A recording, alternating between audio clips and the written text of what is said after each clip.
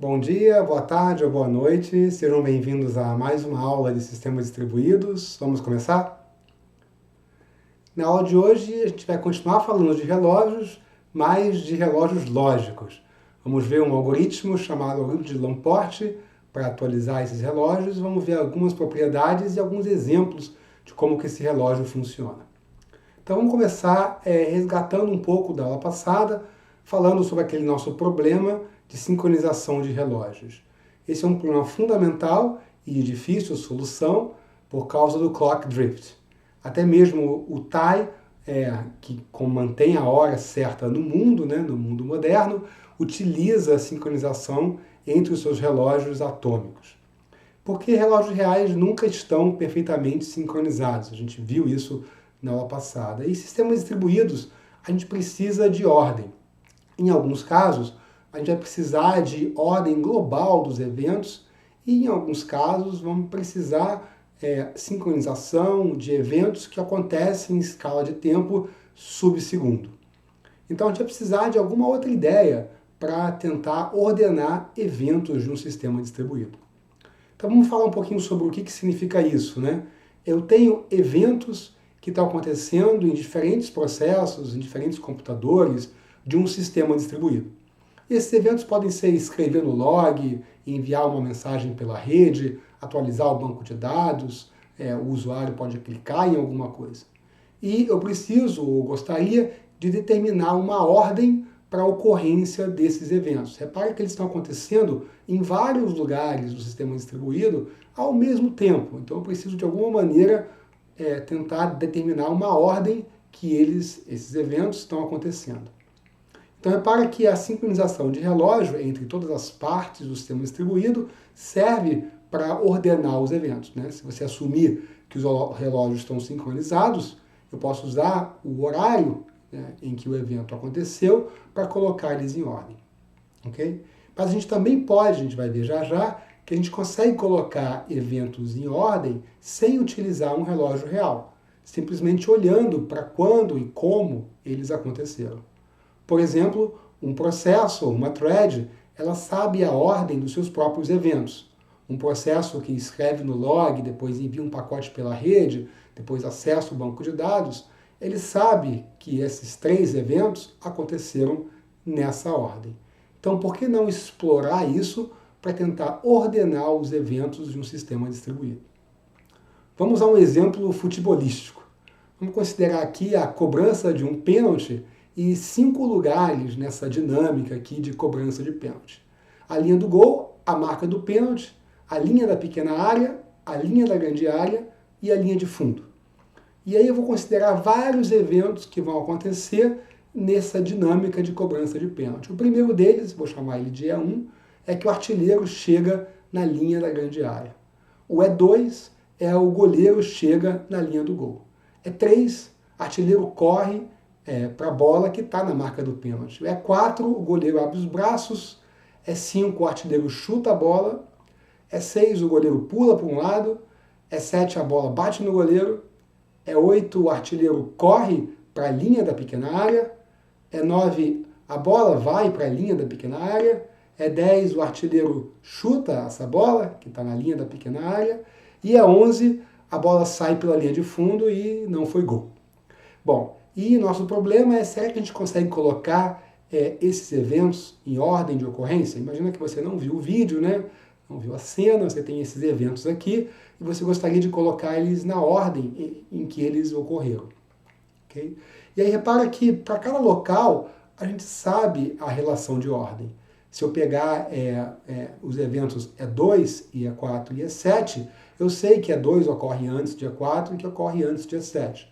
Porque todos eles estão acontecendo na linha do gol. Né? O goleiro chega na linha do gol, o goleiro abre os braços e a bola bate no goleiro.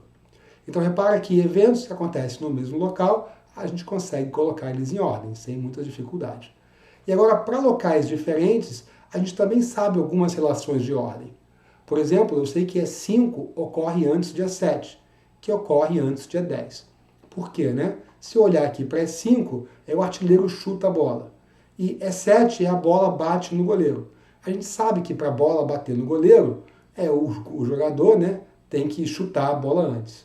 Né? E é 10, né? O artilheiro chuta a bola de novo, né? Que está na linha da pequena área. Para isso acontecer, a bola tem que ter batido no goleiro. Então repara que mesmo que eventos que acontecem em lugares diferentes, a gente consegue colocar eles em ordem, ok? Mas, para alguns lugares diferentes, a gente não vai conseguir colocar eventos em ordem. Por exemplo, E3 ocorre antes ou depois de E4? Então, se eu voltar aqui, E3 é artilheiro corre para a bola que está na marca do pênalti, e E4 é o goleiro abre os braços. Qual desses dois eventos aconteceu antes? Eles estão acontecendo em lugares diferentes e não tem muito aqui como relacionar eles. Então a gente não sabe, a princípio, qual dos dois aconteceu antes. Então, o que a gente vai concluir é que, com essa informação que a gente tem, a gente vai conseguir colocar os eventos numa ordem parcial. A gente vai conseguir definir uma ordem parcial para todos os eventos do sistema. Então, vamos ver um diagrama chamado diagrama de eventos, que a gente vai usar bastante ele aqui nas próximas aulas, e ele funciona assim. Para cada lugar eu tenho uma linha do tempo e o tempo passa para a direita. Tá? Então aqui eu tenho 5 lugares nesse meu sistema distribuído. No exemplo futebolístico. Okay? E aí para cada evento nosso que a gente tinha, ele acontece em um lugar. Tá? Então é o artilheiro chega na linha da grande área, E2 é o goleiro chega na linha do gol, e aí para cada evento daquele eu posso colocar ele onde ele aconteceu. Então tem aqui todos os meus eventos. E repara que para um mesmo lugar, por exemplo, linha do gol, eu tenho certeza que E2 aconteceu antes de E4, que aconteceu antes de E6, que aconteceu antes de E7. Eventos em lugares diferentes eu não tenho muita certeza. Okay? Bom, além disso, a gente conhece a relação entre alguns eventos que acontecem em lugares diferentes. Por exemplo, quando o artilheiro corre para a marca do pênalti, assim, a gente sabe que para ele correr, né, para ele chegar na marca do pênalti, ele tem que ter estado chegado na linha da grande área. Então vai acontecer antes de E3. O rebote, né, a bola bate no goleiro e depois volta para a linha da pequena área, a gente sabe que a bola tem que bater no goleiro antes dela voltar para a linha da pequena área. Okay? Então repare que alguns desses eventos vão estar conectados, tá, por uma mensagem, ou pela bola ou pelo jogador se movimentando. Uma coisa importante é que esse diagrama aqui é ilustrativo com relação à ordem exata dos eventos. A gente não sabe se evento E4 aconteceu antes de E5. Então, no diagrama aqui, E4 aparece antes de E5, mas o diagrama poderia ser ao contrário, ok?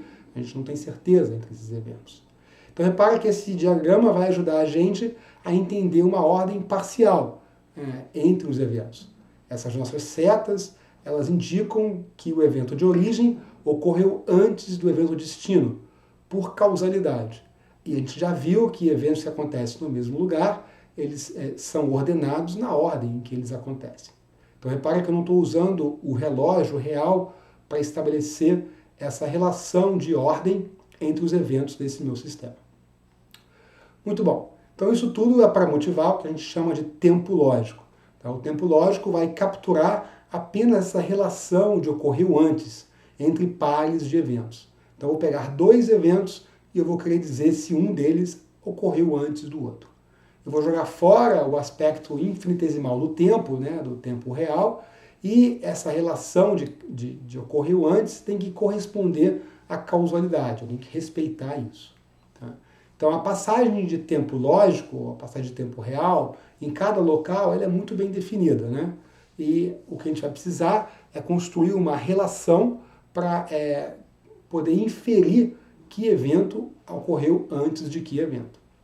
Então vamos definir uma relação que é σi, ok? E a gente vai definir ela da seguinte maneira. Se eu pegar 2 eventos do meu sistema, eu vou dizer que σi é', se o evento ocorreu antes de E' no lugar I. Okay?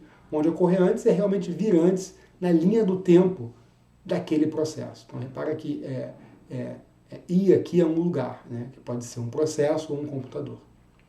Então, além disso, eu vou tentar definir esse tempo lógico agora do sistema distribuído que se comunica com mensagens. Então, vamos deixar a analogia futebolística de lado e olhar para o meu sistema distribuído, onde as partes, né, os processos, os computadores, vão se comunicar com mensagens.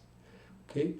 Então, send-m e receive-m vão ser eventos, e a gente sempre sabe que send-m ocorre antes de receive-m. Você tem que transmitir a mensagem para ela poder chegar. Okay? Então, a gente consegue definir agora uma relação, seta, e a gente vai definir ela usando 3 regras. Né? Então, seta é linha, ou seja, ocorre antes de linha. Se ocorre antes de linha, em algum lugar, em algum local, então os 2 eventos estão acontecendo no mesmo lugar. Se eu tenho uma mensagem send-m e receive-m, para alguma m fixa, ou seja, eu vou dizer que send-m ocorre antes de receive-m, e por transitividade.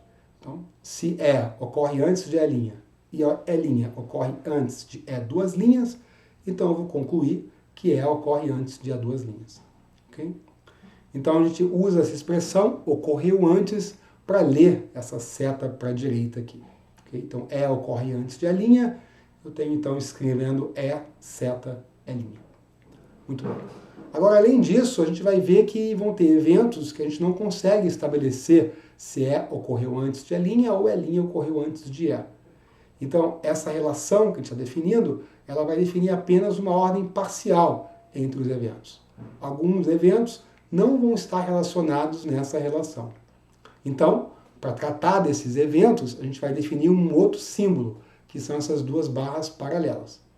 Então, a gente vai dizer que barra paralela é linha, se não existir ocorre antes de E' e E' ocorre antes de E. A gente não consegue inferir nenhum dos dois, então a gente vai dizer que ocorre concorrentemente com E'.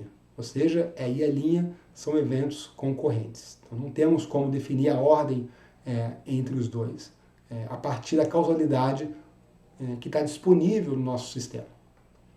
Muito bom. Agora, se eu voltar ao exemplo do futebol, a gente pode agora definir essa relação de ordem entre eventos que a gente tinha visto. Por exemplo, E2 ocorre antes de A4 e E8 ocorre antes de A9.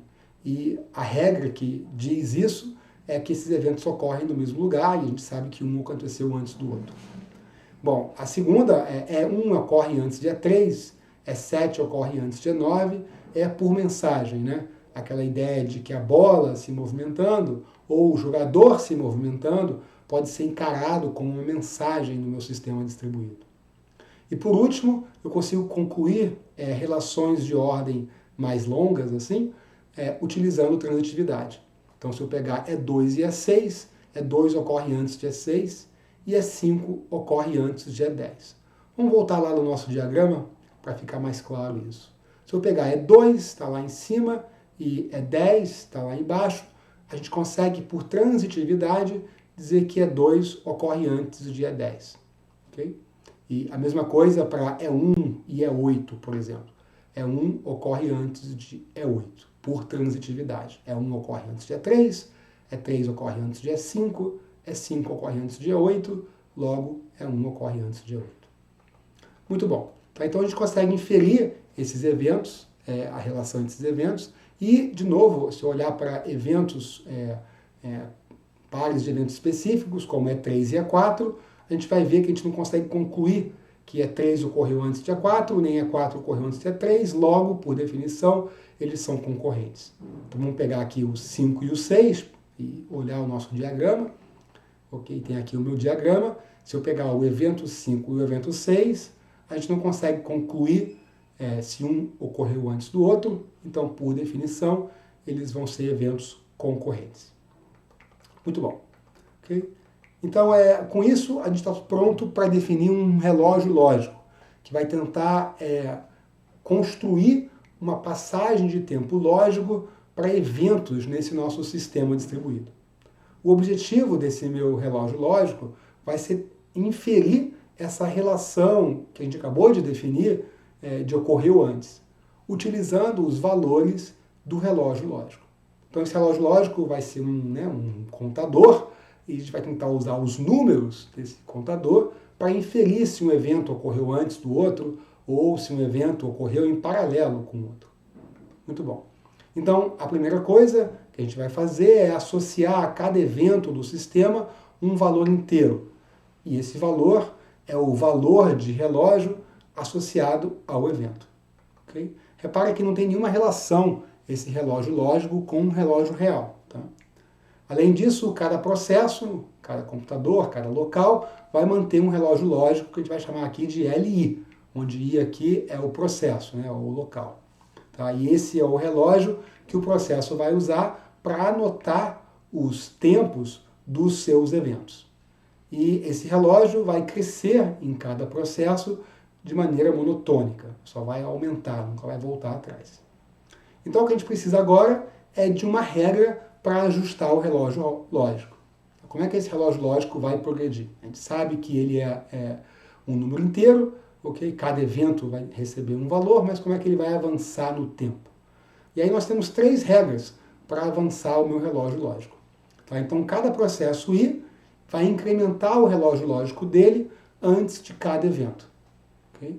A segunda regra é que transmissão de mensagem é evento e eu envio, junto com a mensagem, o valor do relógio lógico do processo que está transmitindo a mensagem. Tá? Então, LI vai junto dessa mensagem. E 3, terceira regra, quando eu recebo uma mensagem, essa mensagem vai ser uma mensagem M e vai ter um valor de relógio, estou chamando aqui de T, que é o relógio do transmissor, o processo I, que recebe essa mensagem, atualiza o seu relógio utilizando essa expressão, o máximo entre o relógio dele e o valor recebido, mais 1. Ou seja, ele pula para frente caso o relógio que ele recebeu esteja na frente do dele. Repara aqui que T, né, é o valor do relógio lógico recebido na mensagem. Muito bom. E aí, com isso, a gente ajustou, é assim que os relógios lógicos vão progredir. E aí, para terminar, o valor do relógio global de um evento do meu sistema distribuído nada mais é do que o valor do relógio local onde ele aconteceu.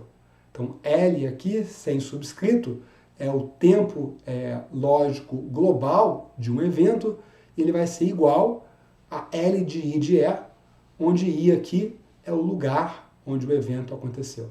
Okay? Muito bom. Agora, com isso, a gente consegue ver um exemplo de como que esses relógios vão progredir. Então, vamos pensar em 3 processos, ok? Aqui tem um diagrama de evento desses 3 processos. Inicialmente, os relógios lógicos valem 0. Então, L de 1 para o processo 1, L de 2 para o processo 2, L de 3 para o processo 3, são todos inicializados com 0. E aqui o que a gente está vendo aqui são eventos e mensagens desse sistema distribuído. É uma dinâmica desse sistema distribuído. E o nosso problema é calcular quanto vale L de A, L de B e L de C, que são os valores de relógios lógicos desses eventos. Okay? Bom, e o que a gente pode fazer é calcular isso diretamente aplicando as nossas regras para como que o relógio lógico avança. Então, se eu olhar para o evento A, ele tem valor de relógio lógico igual a 1, porque eu estou aplicando a primeira regra, que é incrementar L de 1 em uma unidade antes do evento. Então, como eu começo com 0, aumento de 1, isso dá 1, então esse relógio vai ter valor 1. A regra 2 é a regra que a gente utilizou para dar para associar o valor de relógio lógico ao evento B.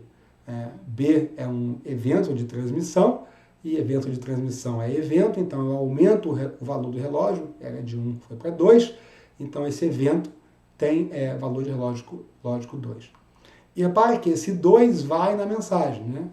Toda transmissão de mensagem leva junto o valor do relógio lógico do transmissor. Então esse 2 aí, né, vai junto com essa mensagem M1. E aí o evento C, que é o evento de recepção, vai ter valor de relógio dado pela regra 3. Recebimento de mensagem, aplico a regra 3, que é o máximo entre o valor de relógio lógico do processo 2, naquele instante, que é 0, o que ele recebeu na mensagem, que é 2, mais 1, então vai ser 3. Então repara que o valor de relógio lógico do evento C é 3. E aí eu tenho 4, que é o valor associado a D. Repara que o valor do evento E é 1, pela regra 1, né?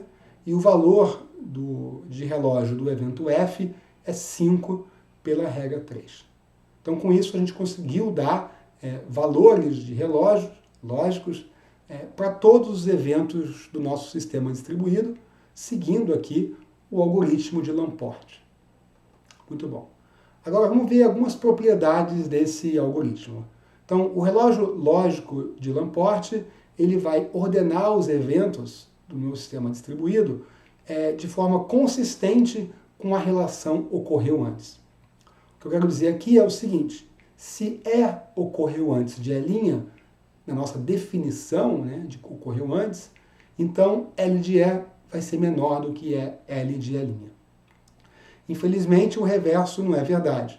Se eu pegar L de E e menor do que L de E', então dois eventos e os valores de relógios lógicos desses dois eventos, um pode ser menor do que o outro, só que isso não implica que ocorreu antes de E'. Bom, de forma similar, a gente vai ter uma relação para ocorreu concorrentemente. Em particular aqui, a situação é um pouco ao contrário. Se L de E é igual a L de E', ou seja, se dois eventos têm mesmo valor de relógio de Lamport, então isso implica que ocorreu de forma concorrente com E'. Okay? Mas se for paralelo, né, concorrente a E', isso não implica que eles vão ter os mesmos valores de relógios lógicos.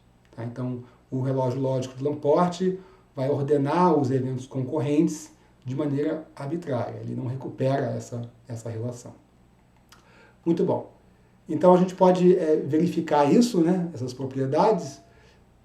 Se a gente olhar para esse diagrama de eventos, a gente sabe que A ocorre antes de B e, de fato, L de A é igual a 1, é menor do que L de B igual a 2. A gente sabe que B ocorre antes de D, pela relação de ocorrer antes, né? Então, de fato, L de B igual a 2 é menor que L de D igual a 4.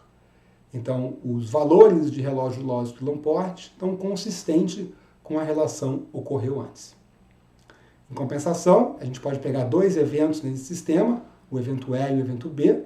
L de E igual a 1 é menor do que L de B, que é igual a 2, então 1 é menor do que 2, mas nós não temos que ocorreu antes de B. Né? Na verdade, E e B são eventos aqui concorrentes, nós não temos essa relação de que ocorreu antes de B. Agora a gente pode olhar para outra propriedade, pego dois eventos com o mesmo valor de relógio lógico, A e E, os valores são iguais a 1, e de fato esses dois eventos são concorrentes. Em contrapartida, nós podemos pegar dois eventos concorrentes, por exemplo, o evento E e o evento C, mas eles são concorrentes pela nossa definição, mas nós não temos os mesmos valores de relógios lógicos para ele. Muito bom. Uma coisa muito importante, que muitos alunos confundem, é que o algoritmo de Lamport não envia mensagens. Essas mensagens que nós estamos vendo, elas são mensagens do sistema distribuído, que está fazendo alguma coisa. O algoritmo de Lamport pega carona nessas mensagens para transmitir os valores de relógios lógicos. Além disso, o algoritmo de Lamport não define os eventos. Esses eventos, A, B, C, D, são definidos pelo sistema distribuído. Okay? Então, no nosso exemplo, né, M1 e M2 são mensagens do sistema distribuído e os eventos A, B, C, D foram definidos pelo sistema distribuído. Repare que o sistema distribuído poderia ter outros eventos, que não estão sendo ilustrados aqui. E é quem constrói o sistema distribuído que determina quais eventos vão precisar ser rotulados, né, com um relógio lógico de Lamport. Muito bom. Quero terminar a aula falando sobre o Leslie Lamport. Ele é um professor e pesquisador na área de computação. Ele tem contribuições fundamentais para sistemas distribuídos. É um dos pais da área de sistemas distribuídos, misturando teoria com prática. Ele introduziu essa ideia de relógios lógicos e essa relação de ocorreu antes para sistemas distribuídos em 1978, quando ele apresentou esse algoritmo que a gente viu hoje, que a gente chama hoje de relógio lógico de Lamport. Ele também introduziu o conceito de falhas bizantinas para falar sobre tolerância a falhas em sistemas distribuídos e é um tópico que a gente vai ver aqui mais para o final da disciplina. E ainda inventou, entre aspas, o LaTeX. Tá? O TeX é uma ferramenta para editoração e tipografia de texto, que foi construída pelo Donald Knuth. O Leslie Lamport botou uma casca nisso, tornando mais amigável, e o LA de LaTeX é de Lamport.